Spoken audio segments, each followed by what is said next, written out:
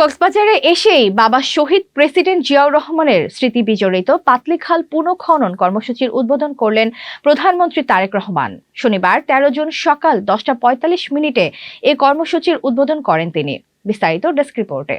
গত দুদিন ধরে এখানে গুড়ি গুড়ি বৃষ্টি হলেও আজ সকাল থেকে ভারী বর্ষণ শুরু হয়েছে। ভারী বর্ষণ উপেক্ষা করেও কক্সবাজার সদর উপজেলার পিএমখালী ইউনিয়নের পাতলীখাল খনন কর্মসূচি স্থানে মানুষ জড়ো হতে শুরু করে। বর্ষণমুখর সকাল ১০:১০ নাগাদ সময়ে হাজার হাজার মানুষ পাতলীখাল পাড়ে সমবেত হয়েছেন।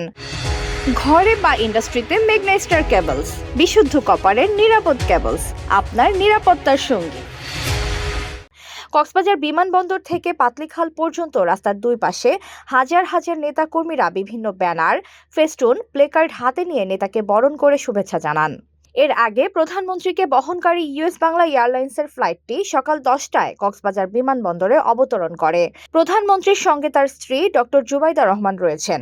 HPL uPVC pipe and fittings, শক্ত, মজবুত ও দীর্ঘস্থায়ী এক পাইপে জীবন পার।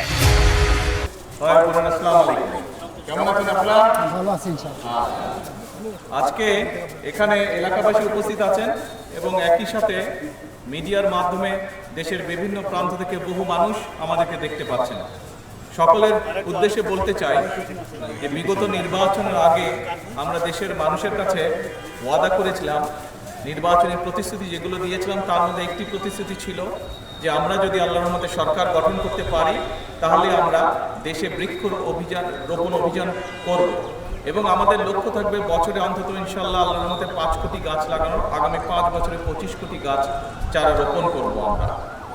আমি দেশের যেখান থেকেই এই অনুষ্ঠানটি দেখছেন সকলের কাছে অনুরোধ করব, এই অনুরোধটি হচ্ছে আপনার সন্তানের ভবিষ্যতের কথা চিন্তা করে আপনার সন্তান যেন একটি সুন্দর পরিবেশে বুক ভরে শ্বাস নিতে পারে, সেই বিষয়টি মাথায় রেখে এই চিন্তা থেকে আজকে থেকে প্রত্যেকে দয়া করে যার যেখানে পক্ষে সম্ভব সেখানে একটি করে বৃক্ষের চারা রোপণ করবেন। আমরা যদি এই বৃক্ষরোপণ অভিযানকে সফল করতে পারি তাহলে এতটুকু আমরা ধারণা করতে পারি যে আগামী দিনে আমাদের ভবিষ্যৎ প্রজন্ম একটি হলেও বুক ভরে পরিষ্কার শ্বাস নিতে পারবে। আসুন আমরা আমাদের ভবিষ্যৎ প্রজন্মকে একটি নিশ্চয়তা দেই, সুন্দর একটি পরিষ্কার, একটি দূষণমুক্ত বায়ু যাতে করে তারা শ্বাসের সাথে নিতে পারে এবং একই সাথে এমন একটি পরিবেশ যে পরিবেশটি পরিষ্কার হবে, এরকম একটি পরিবেশ আমরা তাদেরকে উপহার দিতে চাই। আসুন আমরা যদি সকলে মিলে চেষ্টা করি তাহলে আগামী দিনে বাংলাদেশের বাতাসকে আমরা অনেক মুক্ত, পরিষ্কার, বিশুদ্ধ একটি বাতাসে আমরা রূপান্তর করতে পারব।